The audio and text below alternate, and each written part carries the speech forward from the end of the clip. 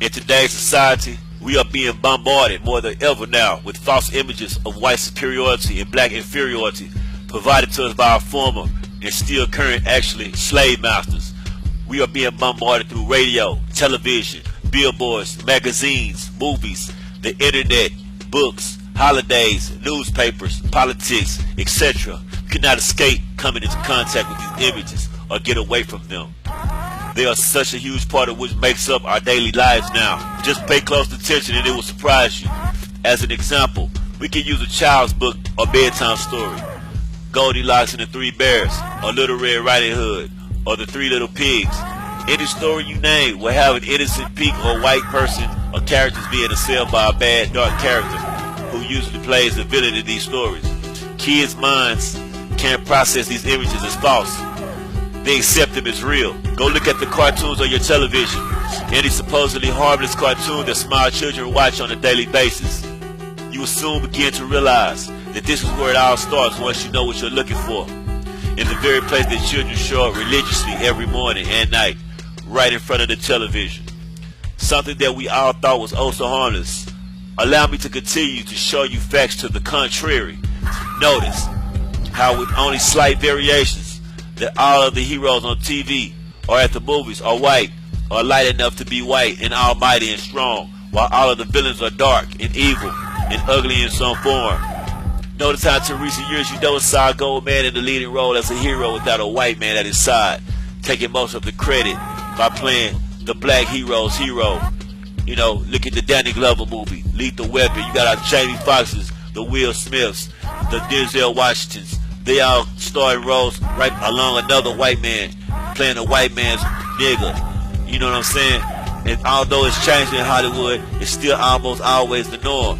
You will hardly ever see any positive or strong images of goldness or gold people in cartoons at all. As a matter of fact, you will hardly see blacks in cartoons. Remember, the cartoon from back in the days called the Flintstones? No blacks at all were in that cartoon.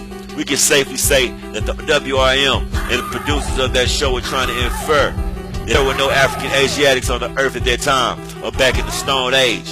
The same inference was made in a futuristic cartoon called The Jetsons, another cartoon in which there were no blacks. The same messages and images were being pumped not only into gold mines, but also white minds, who thereby learned from a young age to nurture, carry, and support the WRM, the white racist mentality.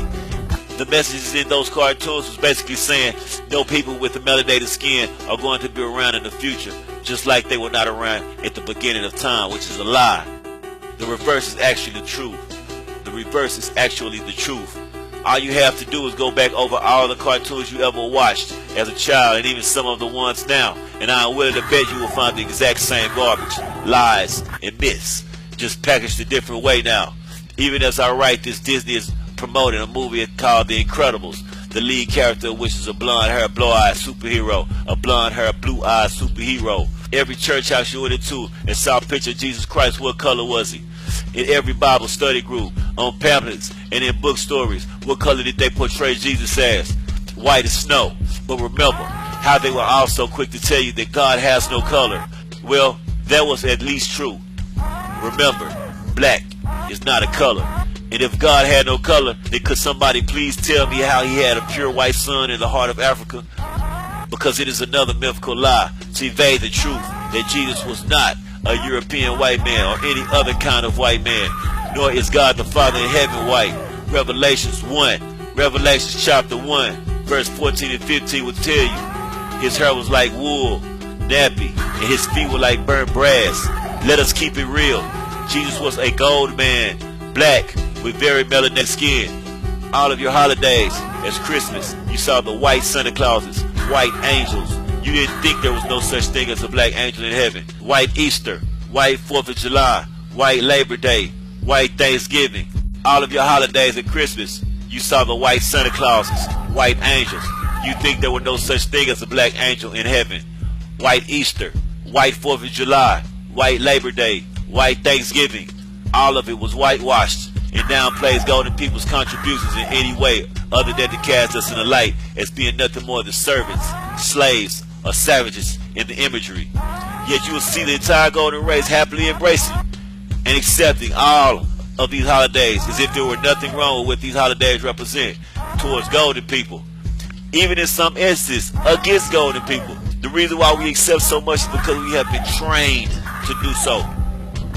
Oh, that's just the way things are. You say, what? All we get is Juneteenth, and that really should not be celebrated but looked upon with shame. Because for me, we were never truly free, not from servitude, which means slavery, just involuntary servitude. Second, a lot of people just blindly celebrate the day, Juneteenth, because they think it's a black holiday. The Emancipation Proclamation was signed by Abraham Lincoln on January 1st, 1865. It was 2 full years later, on June 19th, that the news of the slave being free reached Texas. That means gold people in Texas who were slaves at the time, all the other slaves in America were free, were still slaves for a full 2 years after Lincoln so-called freed the slaves. None of those who were still involuntary slaves for those 2 extra years were compensated. You never heard about them being reimbursed by the government for the loss of life, nor have you heard about any of their descendants receiving any reimbursement. America doesn't do that for its black residents. It only does that for the Indians, the Jews, and all the other nations that they destroyed in the past. Getting back to the television images though, whenever you saw a black person on television all the way up through the 1900s to year 2016, you didn't see something degrading or demoralizing. Whenever the program was made or funded by powerful white people, these images, as we watched them growing up, made us not only ashamed of being black, but also they made us hate to be black. We were always portrayed as buffoons, butlers, gophers, sambos, servants, maids, fearful, weak, insolent, dependent, ignorant, lazy, gay, lazy, listless, etc. Remember that dark-skinned Sambo guy in the old show, The Three Stooges? The one who always looked scared to death all the time, who's always running around screaming and hollering. Most of the black shows that emerged in the 90s portrayed us as buffoons as well. In Living Color, Fresh Prince, Martin Lawrence. I have nothing against these shows as they serve for major career starters for these brothers, but I am pointing out the images they portray and stereotypes they continue to cast on black people and gold children who watch these images. Anywhere you found us on television or movies, it was more than likely a shameful image when the movie was produced by whites. And as a child, and as already confused people, a lot of us did not know any better. A child only knows what you tell or show their child. A child's mind is like a blank canvas. It does not know how to process the type of information that it is receiving from the movies and media images in this society. It does not know how to separate the truth from falsehood. We as kids were unassuming and believed these images fit us. We walked around with this shame because our mothers and fathers, the ones of us who even had a mother and father in the home, did not see the harm in us imbibing these images, as most of our parents were under the influence of these subtle images themselves, just like their parents were, and their parents' parents, and so on, you see.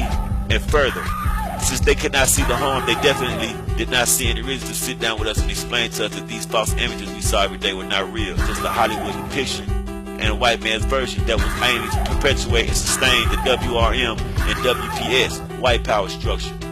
I guess it is safe to say the worst thing our parents could have done was let the television raise us, as so many of our parents did.